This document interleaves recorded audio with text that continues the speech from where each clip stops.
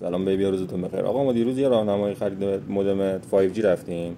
بعد خیلی از اون پرسیدن که آقا این تجمیع باند فرکانسی که گفتی یعنی چی؟ ببینید خیلی ساده و روون بخوام بهتون بگم، ما رو LTE یعنی 3G 4G 4G پلاس و 5G یه سری باند داریم، مثلا باند 1 باند 3 باند 7. این باند فرکانسی که از دکل میاد. خب روی TD-LTE که میشه دکل مخصوص ایرانسان رو باند 42 معمولا وصل میشه. معمولا این کنه باند 42 باید داشته باشه که TD-LTE ساپورت کنه.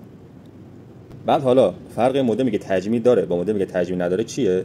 این مودمی که تجمیع نداره یا به باند 1 وصل میشه یا به 3 یا به 7. خب یکی از اینا وصل میشه، اگه 3 قطع بشه سوئیچ میکنه روی 7، اگه 7 قطع بشه سوئیچ میکنه روی 1. خلاصه به یکی از این باندا وصل میشه، به شما 30 مگ سرعت میده، 50 مگ سرعت میده، 60 مگ سرعت میده. این مودمی که تجمیع داره باند 1 و 3 و 7 از یک دکل، و اگه اون یه دکل دیگه هم باشه یه باند از یه دکل دیگه هم میگیره، همه رو با هم دیگه جمع میکنه.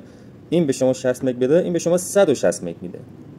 تفاوتشون تو اینه که این تک فرکانس و تک بانده و همه مدل‌های آیکندی که الان هست تقریبا، ولی این مودم‌های جدیدی که داره میاد و تکنولوژی جدیدشون تجمیع باند و تجمیع فرکانس دارن. شما میگی آقا من اصلا می‌خوام TD-LTE استفاده کنم، فقط رو باند 42 وصل میشه. این رو تک باند 42 وصل میشه و TD-LTE خود ایرانسل گفته من بیشتر از 80 مگ به شما نمیدم. این هم 80 مگ هم به زور بگیره، ولی شما TD-LTE رو این که بندازی، این همون باند 42 هم باز با هم دیگه جمع میکنه. یعنی ایرانسل گفته من 80 مگ نمیدم، اینو ما ازش 130 مگ 140 مگ گرفتیم روی TD-LTE. آره خلاصه فرقشون اینه، نرید تکنولوژی قدیمی رو نخرید، پول ندید. الان تفاوت قیمت این مودم با این مودم شاید یکی 2 میلیون تومان هم نباشه، حالا مدل X28ش، ولی 4 برابر از این قوی تره. هر کی مودم تو پاچتون نکنن، حواستون رو جمع کنید. روزتون خوش.